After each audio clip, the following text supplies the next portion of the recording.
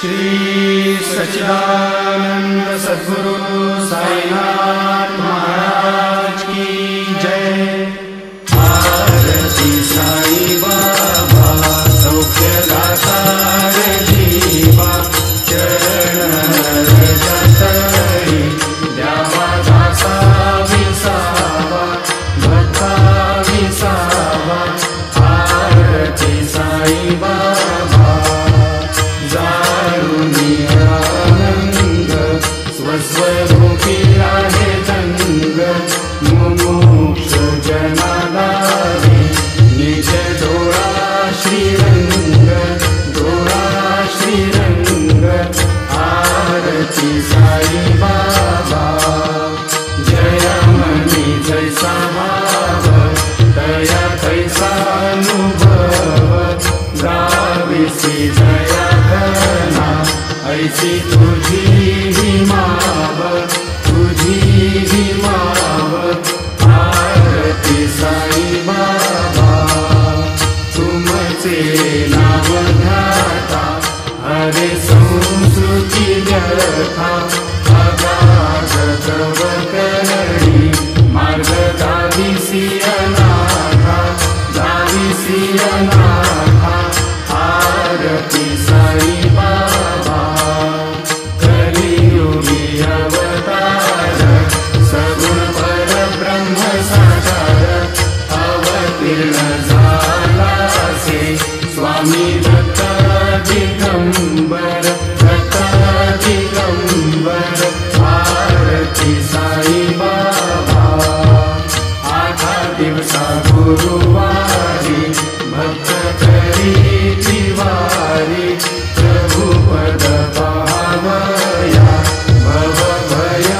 निवारी भय निवारी। आरती साई बाबा माझा निज द्रव्य देवा तव चरण सेवा मागणे देची आता पुन्हा देवाधिदेवा देवाधिदेवा। आरती साई बाबा इच्छित दिन जातक निर्मल होय निज सुख पाजावे माधवाया सांभाळ आपुली भाग आपुली भाग। आरती साई बाबा सौख्यदातार जीवा चरण रजतरी द्यावा दासा विसावा भक्ता विसावा। आरती साई बाबा शिर्डी माझे पंढरपूर साई बाबा रमावर बाबा रमावर साई बाबा रमावर। शुद्ध भक्ती चंद्रभागा भाव पुंडलिक जागा पुंडलिक जागा भाव पुंडलिक जागा। याहो याहो अवधेजन करू बाबासी वंदन साईसी वंदन करू बाबासी वंदन। गणु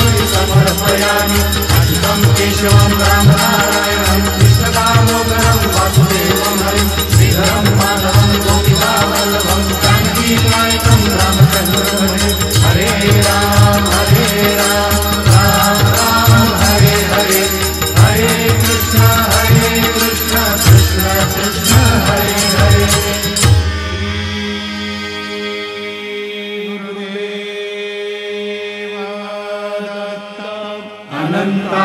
तुला ते कसे रे स्तवावे, अनंता तुला ते कसे रे नमावे, अनंता मुखांचा शिवे शेष गाथा, नमस्कार साष्टांग श्री साईनाथा, स्मरावे मनी पदानि नित्य भावे, पुरावे तरी भक्तीसाठी स्वभावे, करावे जगाकारुणी मायताता, नमस्कार साष्टांग श्री साईनाथा, वसे जो सदा गावया संत लीला, तिसे अन्य लोका परी जो जनाला, परी अंतरी ज्ञान कैवल्य दाता, नमस्कार साष्टांग श्री साईनाथा, बराला धरा जन्म हा मानवाचा, नरा साधका साधनीभूत साचा, करू साई प्रेमा गळाया अहंता, नमस्कार साष्टांग श्री साईनाथा, धरावे करी सान अल्पज्ञ बाला, करावे आम्हा धन्य तुंबो निघाला, मुखी घाल प्रेमे पराग्रास आता, नमस्कार साष्टांग श्री साईनाथा,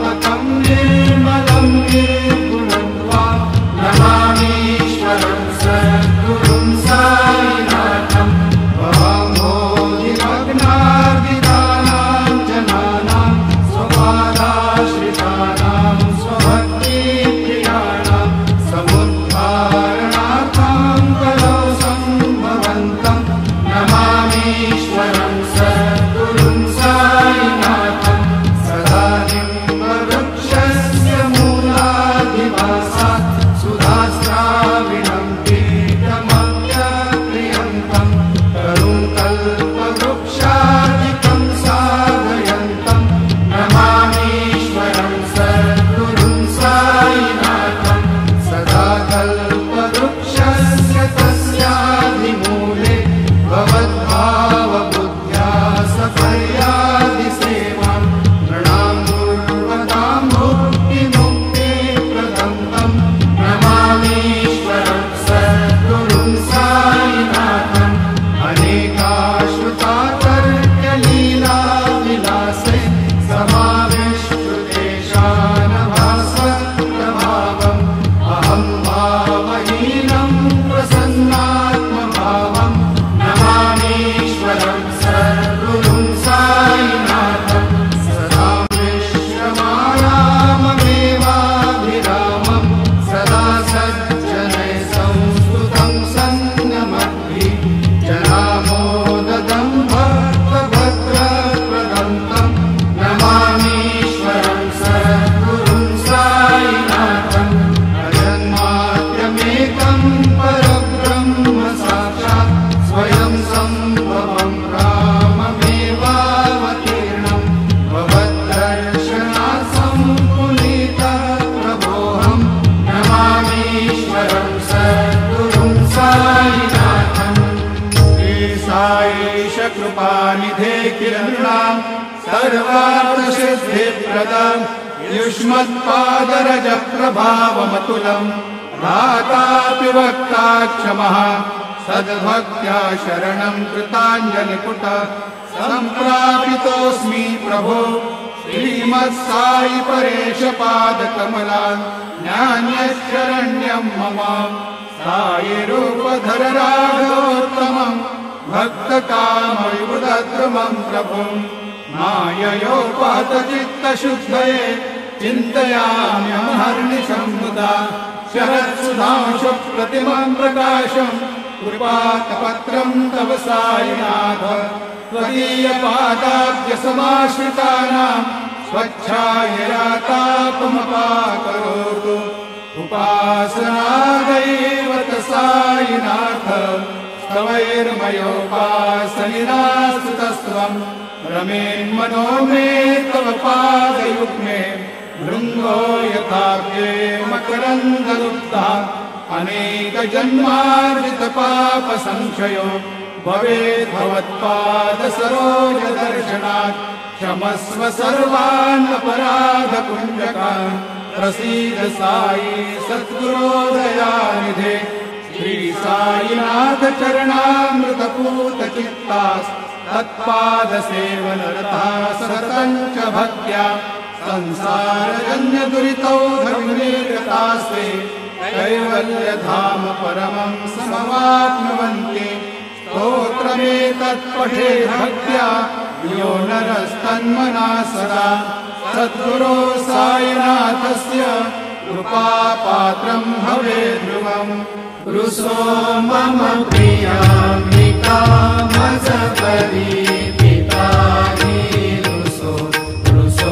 मम प्रियाङ्गना प्रियसुतात्मजानि रुसो भगिनी बन्धुहि श्वशुरसासुबाई रुसो न दत्तगुरु साई मा मजपरी रुसो न सुनबाई त्या मजन भ्रातृजाया पुसो न प्रिय सोयरे प्रिय सगे न ज्ञाति पुसो सुहृदना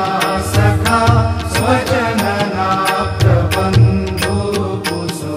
परीन गुरु साई मा मजहरी रुसो न अबला मुले तरुण वृद्धहीना पुसो न गुरुधा कुटे मजन थोरसाने पुसो न चबले मुरे सुजन साधुहीना पुसो वरीन गुरु साई मा मजहरी भरी गधी रुसो चतुरतत्त्वविद् विबुध प्राज्ञ ज्ञानी रुसो हि विदुषी स्त्रिया कुशल पंडितानि रुसो महीपति यति भजक तापसी रुसो नगत गुरु साई मां मजबरी गधी रुसो कवि ऋषि मुनि अनघ सिद्ध योगी रुसो हि गृह देवता विपुल ग्राम देवी रुसो खल पिशाचहि मलिन डाकिनी रुसो नगत गुरु साई मां मजबरी गधी रुसो मृत खग कृमि अखिल जीव जन्तु रुसो विकप प्रस्तरा अचल आपघाती रुसो खपवनाग्निवार अवनि पंचतत्वे रुसो नगत गुरु साई मां मजबरी गधी रुसो विमल किन्नरा अमल यक्षिणी रुसो शशि खगादिनी गगनि तारकाणि रुसो अमर राजहि अदय धर्मराजा रुसो नगत गुरु साई मां मजबरी गधी रुसो मन सरस्वती चपल चित्त देहि रुसो वपुरि शाखिला कठिन काल तोहि रुसो सकल विश्व हि मयि तु ब्रह्म गोलम रुसो नगत गुरु साई मां मजबरी गधी विमूढ मणुनि हसो मजन मत्सराहि हसो पदाभिरुचि उल्लसो जनन कर्दनीलाभसो प्रदुर्ग धृति साधसो अशिव भाव मागे खसो प्रपंचि मन हेरुसो दृढ विरक्ति चिकी खसो गुणाचि गुणानसो न च स्पृहा कदाचि हसो सदैव हृदयी वसो मनसि ध्यानि साई वसो पदी प्रणय रसो निखिल वृषभादिसो नगत गुरु साई मां उपरि याचनेना हरि ओम यज्ञेन यज्ञमयजन्त देवास्तानि धर्माणि प्रथमान्यासन्नं ते अनाकं महिमानः सजन्त यत्र पूर्वे साध्या सन्ति देवाः ॐ राजाधिराजाय प्रसय्यसाहिने नमो वयं वै श्रवणाय कुर्महे समे कामान् कामकामाय मह्यं कामेश्वरो वै श्रवणो दधातु कुबेराय वै श्रवणाय महाराजाय नमः ॐ स्वस्ति साम्राज्यं भोज्यं स्वराज्यं वैराज्यं पारमेष्ठ्यं राज्यं महाराज्यमाधिपत्यमयं समन्तपर्याम् ईस्यात् सार्वभौमः सार्वायुषान्तादात् परार्धात् पृथिव्यै समुद्रपर्यन्तायात् एकरार्जितदप्येष श्लोको विगीतो मरुतः पर्वेष्टारो मरुतस्यात्मसङ्ग्रहे आवीक्षितस्य कामप्रेर्विश्वे देवाः सभासद श्रीनारायण वासुदेवाय सच्चिदानंद सद्गुरु साईनाथ महाराज की जय। करचरण कृतं वा कायजं कर्मजं वा श्रवणनयनजं वा मानसं वा अपराधं विहितमविहितं वा सर्वमेतत्क्षमस्व। जय जय करुणाब्धे श्री प्रभो साईनाथ श्री सच्चिदानंद सद्गुरु साईनाथ महाराज की जय।